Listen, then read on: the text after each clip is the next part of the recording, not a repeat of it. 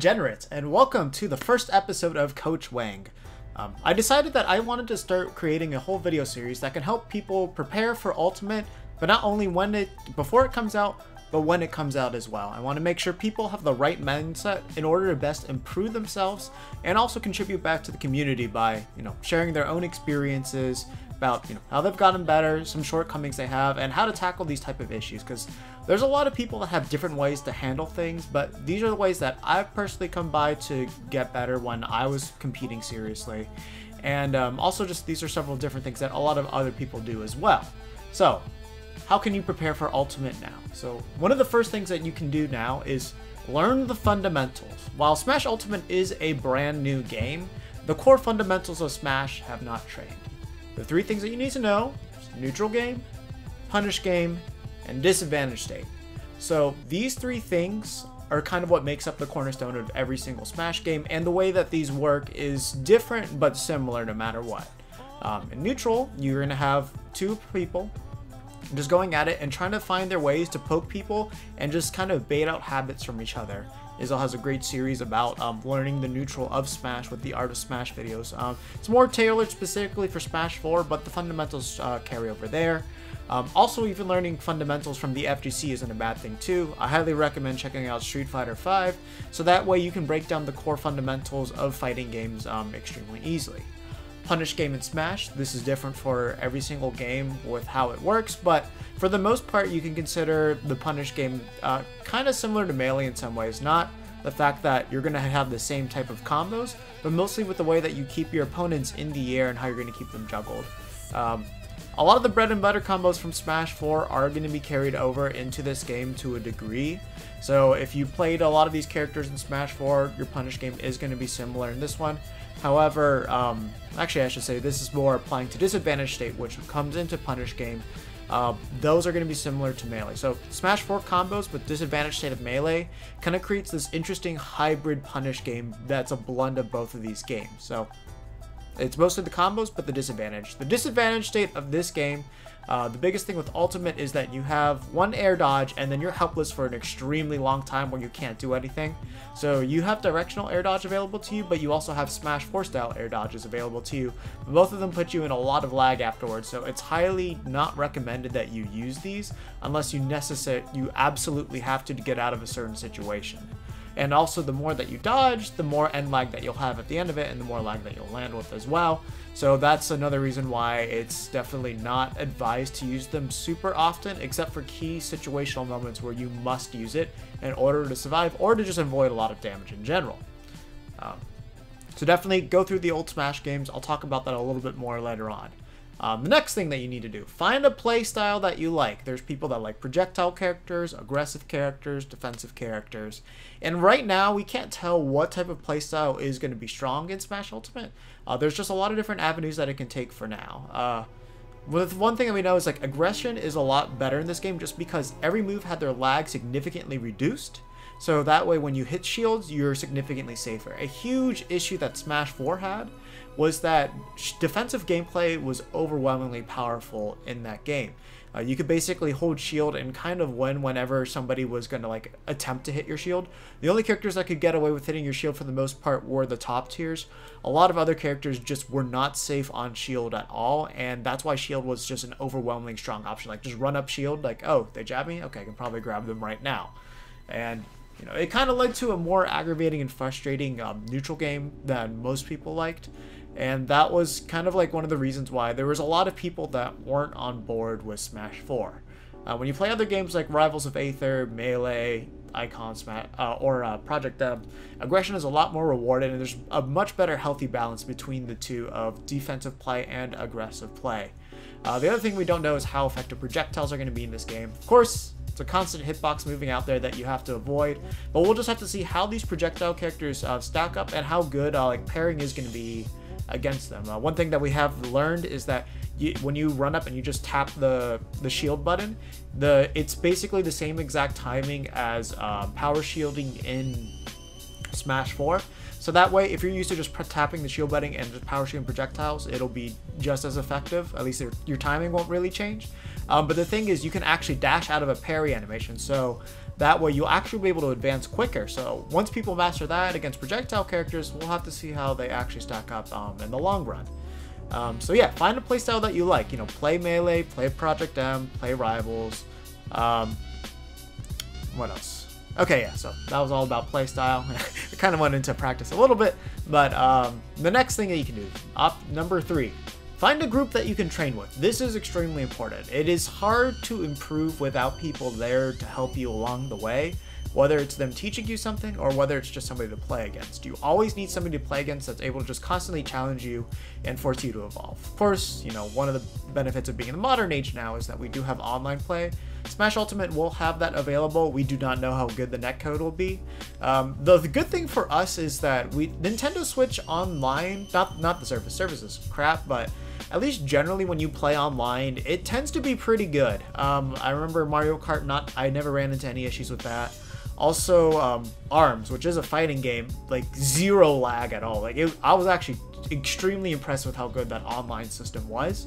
So hopefully we have something very similar to that in terms of how good the connectivity and responsiveness is. If we have that, then I have really, really high hopes for Smash Ultimate's online. But of course, this is Nintendo doing online services with a fighter.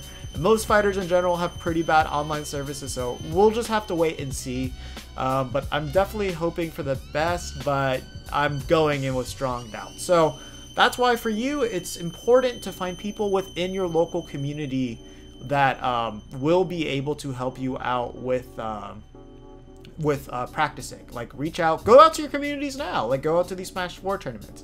You may not like the game, but you can learn the scene. All these people will be there come Ultimate. Maybe some of even the Melee people as well. Whether they'll stick with it, who knows? The game's not going to be Melee. It's not Melee at the end of the day. So your chances of that are way more similar than the Smash 4 crowd. All of Smash 4, they're going to Ultimate. So go out to your local scene, find out what they're like, and, you know, play with them, see if you can get along with them. If you can't get along with them, oh well, not every Smash 4 scene is great, unfortunately. There are definitely some areas that are known more to be toxic and just not helpful at all. So, of course, kind of luck of the draw where you're going to be with that, but definitely find a group if you can play with, and if there is nobody in your area, find a good group you can play with online. There could be some people that you have really good connections with, so, you know, reach out to them, try to be in their group. Also, your Discords as well, there might be some players there that you have a better connection with, so form a party with them. Just give yourself, like, weekly training regimens with them. And yeah, and then once you got that settled down, then you'll be able to practice consistently and like better yourselves. The next thing, point number 4 that you need to do is study. There is so much footage you can be studying right now. If you are not studying this footage right now, you're putting yourself at a disadvantage. There's no reason to go into this game completely ignorant of what all of these characters can do and what the mechanics are when you have all the information there and available to you. Just go on YouTube, watch these videos. You can watch these analysis videos, like all the ones that I have featured, and then look at them and see like, okay, how does this apply? Is this true? Is this false? And that way you can even like go into these things and like go into your venue and like back up all your claims by doing all this studying and information gathering. And you can also start formulating all these ideas on how to train them out, so then once the game does get to you, you can test out your theories already and you're going to be ahead of the curve. That's what every top player is going to be doing right now, and there's no reason for you not to do this right now. Completely free for you to do. You just need access to Wi-Fi and a device, and then you can just look at all these videos and just take notes for yourself. Take notes, figure out what works, what doesn't, and then when the time comes when Ultimate drops, test it out. You put yourself ahead of the curve now. Don't wait. Waiting is for losers. Something I'm going to repeat a lot. Something that one of my teachers always tells me. Completely read about. Waiting is for losers. Do it now while you can. And the last point I want to bring up is practice. Practice is so important. I'm not saying that you need to practice 24/7 or anything like that. That's going to cause a burnout. Some people do better once they have breaks scheduled in between, but the thing is, no matter what, you got to keep your hands warm. If they're not warm, they're not going to feel good. Your muscle memory is going to be off, but sometimes you need to unlearn muscle memory, but that's a whole other topic for another day. The thing is, you need to get your hands used to moving. You know, there's a common thing that you'll hear from like more scrubby players where they say, oh man, my character didn't move the way that I wanted it to. So learn how to do it. Just learn how to do it. Of course, you do have that issue where your controller could be malfunctioning, but more often than not, it is a player issue versus a controller issue. Of course, you can test out to make sure your controller does have issues. always test for snapback, look up the methods to do that. Also, you know, test your perfect pivots and all that, reset your controller, make sure it all works good, plug it into Dolphin Emulator and see if it does have any of those dead zones as well. You can test these things out and see, is it my fault or is it my controller's fault? The other thing too is, like, with these new controllers, if you did buy the new Smash Switch controllers, as I said in the video, you need to break those things in. It is going to feel like shit the second you open it, but after you play it aggressively for, like, you know, 4 to 6 hours, it'll start to warm up to you. And the more that you do specific movements, the more that your controller will be able to do them easily. So with those new controllers, break it in. The other ones, find out if they work for you or not. Every stick handles differently. Every controller is its own unique being. You got to just make sure you find the one that's fit for you. But more often than not, it is your fault, not the controller's fault, for why you messed up that input. Keep that in mind. Keep practicing until you get those inputs correctly. The other things that you can do, you know, not everybody has access to the demo right now, so you know, you're not going to be able to physically play Smash Ultimate until, you know, December 7th, but there are ways you can still prepare for it. So I want to break it down into 5 key games right now that I do think are worth your time investing if you want to get better at Ultimate. So I'll start off with the 2 indie titles that I have on here. So Rivals of Aether, definitely a big one. That game is huge on movement, the punish game, but most importantly, this brings into the idea of parrying. If you don't know, Rivals of Aether has no ledges and it has no shields. The way they get around this is you can up B, then wall jump, then up B again. So they have a lot of interesting ways to mix up your recovery, which you're definitely going to need that come Ultimate. Ultimate recovery is going to be so important because edge guarding is so strong in this game. Knowing how to mix up your recovery to the best of your ability without using that air dodge is going to be kind of crucial come when the game finally comes out. So Rivals of Aether, definitely a big proponent of boosting that. The other thing too is it does have directional air dodges, and you go into free fall afterwards, which is kind of similar to what will happen in your disadvantage state in Ultimate, and that's something that you can use to help extend your punish game as well. And in Rivals of Aether, you have dash dancing as well, so that helps with movement. So it helps you with that type of movement in neutral, and also just getting in quickly. There's like, everything is like basically auto L canceled in that game, so you don't have to worry about L canceling. Landing light's extremely low, which is kind of similar to what you're going to be seeing in Ultimate as well. So it'll help you with movement, it'll help you with punish game, and it'll help you learn parrying. And the characters there are all very unique for the most part, so character-wise may not help you as much, but fundamental-wise, Rivals of Aether is probably one of the best games you can play to prepare for Ultimate. The next game that I want to bring up is Icon's Combat Arena. I know nobody gives a shit about this game, and trust me, there's no reason to give a shit about this game now. It's completely dead. The developers announced that this game is dead. They're just going to release a final build later on. So a very important update happened while I was editing this. I just got back from the Smash Ultimate demo, and I found out, yeah, you can't even play this game anymore. It has been, the servers have been completely taken down. The game is 100% dead now. All the original staff has been fired. They're no longer working on this game, and they still claim that a definitive edition is coming out, but we literally know nobody. We don't know the new CEO. We don't know the new staff members on there that are even working on this game, or if they will even complete the definitive edition. So this could just be left to vaporware and only viewable on these video footages that we have. But yeah, so unfortunately this is no longer an option for you to help train for Ultimate, and I just wanted to let you guys know that, yeah, this is in fact just dead. It's actually extremely sad, but you know, when you release a faulty product like this, it just had to happen. Melee, obviously movement and punish game, dash dancing's back, directional air dodge, as I've mentioned in all those previous games. The other thing too is these are the Smash characters, so their fundamental playstyles haven't really changed super drastically since then. Their archetypes are very similar still, like Samus's projectile characters, Shenanigans, still kind of the same. The ones that have, the 2 characters that are definitely worth playing in this game if you're interested in playing them in Ultimate is Young Link and Pichu. They're kind of similar to what they are. Pichu's a little bit more different. Back air's different. Down air's now a spike. But if you want to get used to the general spacing, except of course his range has been buffed in Ultimate, definitely play Pichu. But Young Link, movement-wise and moveset-wise, very functionally similar, except certain things. Like up smash is a kill move in Ultimate. In Melee, you basically don't want to use it, but it's a combo tool. But up air is just strictly a combo move in this game, like it is in Smash Ultimate. Down air is your kill move, bomb, and boomerang to down air. Quintessential setups in Melee that also seem to be quintessential match setups. excuse me, quintessential setups in Ultimate as well. So definitely something that you want to look to take advantage of with learning Young Link in for Ultimate. Play Melee for that. The other thing too is like, yeah, this is the closest dash dancing that you will have to Ultimate. So definitely Smash wise, play this game to have that dash dancing down and play these for these characters as well. Of course, the combo trees for these characters are pretty different. Like Marth is kind of like raw power now and spacing. Raw spacing is still in this game, but it's more for combos that kill.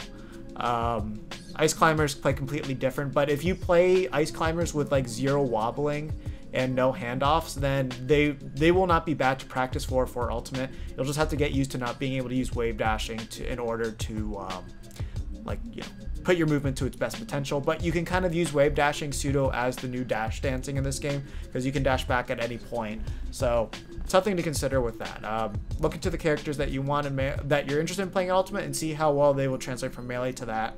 But our overall movement wise and archetype, they'll be pretty similar, except Falco. Melee Falco is never coming back, unfortunately. So if you want to play Melee Falco to train for Ultimate Falco, not going to work at all. Just don't even bother. The next game up, Smash 4. So most characters' fundamentals are pretty similar to what you saw in Smash 4 going into Ultimate. So if you want to learn their moves and basically how they play, Smash 4 is not bad to learn that. But as far as the way that neutral and advantage state goes and disadvantage state, completely different beast. Strictly play Smash 4 just to learn the fundamentals of each character, and just know that they are not going to play the same come Ultimate just because their tools have been like drastically reworked to work better in Ultimate. But what their archetype is not going to really change much from Smash 4. So strictly if you want to learn characters, not bad to pick up Smash 4 and learn them now. But obviously that would entitle that you have a Wii U or you care about booting up the 3DS version, which is like kind of unbearable to play on. So you have it, might as well refresh your memory to be ready for Ultimate. If not, just don't even bother. I would say out of all of these, Smash 4 is probably the one that you should play the least to prepare for Ultimate. But if you really care about just learning more about the characters, then okay, I would recommend checking it out. Then the last game on the list, Project M.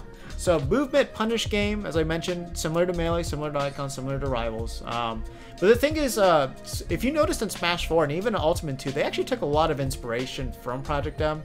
Like characters like Roy, they gave him finally moves that kill in the air, specifically with back air. At this point, Project M was the first one to do it, and they copied his up tilt from Project M as well with the way that he sweeps.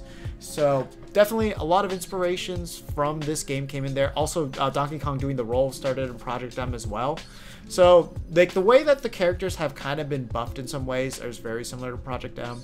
I haven't confirmed if this is true or not, but I heard with Wolf, if you do side B and you hit the sweet spot against an opponent, then you're able to act afterwards instead of just being forced to free fall. That actually originated in Project M as well. So if you want to learn the character archetypes, movement punish game. Also, another big thing about Project M is stage variety. Great game to pick up. I would say this and Rivals of Aether, and Melee as well for like certain characters. Rivals of Aether, Melee, and Project M are the 3 games that I recommend practicing the most in order to prepare for Ultimate, just because I feel like the fundamentals of those games are going to transfer over the best come Ultimate, mostly due to the directional air dodging and the dash dancing, and then just having the character feels as well. Definitely those 3 games are the ones that I would emphasize that you practice the most to prepare for Ultimate. Project M, of course, going to have the stage variety. Practice that stage variety now so you're used to playing on these weird different layouts that you normally weren't used to playing in Smash 4 or even in Melee as well. That is one advantage that has. Rivals of Aether also has that stage variety as well. That helps lend itself to that. So those 2 games, play for the stage variety. Rivals of Aether has that parry advantage. Project M also has that character advantage as well. So those games, practice them, study, find people that you can train with, find a playstyle you like, and just learn the fundamentals of these games. And I guarantee you, you will be going into Ultimate with a pretty good start. You will know what you're doing. You will know how to start learning the game when the game comes out and learning from players that you fight against in tournament as well. And with that said, those are my 5 key points of preparing for Ultimate. I'll post a link into my list again in the description, so that way you can refresh yourself whenever you want to. So yeah, did you guys find this video helpful? Let me know in the comments below. Let me know what topics you want me to cover up next. I want to go more in detail about each one of these steps, and I want to go more in detail into specifics of Ultimate. I do want to talk about the advantage state of Ultimate very, very soon. But let me know if you want me to talk more about these different points. I would gladly go into any of these. Whatever you guys feel like you need to hear to get better at this game, I'll try my best to help you guys out. So let me know in the comments below. Follow me on Twitter when you want to know when new updates are coming out. Subscribe to me on YouTube, so that way you know when new videos are going to happen. You'll have to click the bell too. Also, I will let you guys know on Twitter when I will be going stream living. You can follow me on Twitch as well, so that way you know when new streams are coming.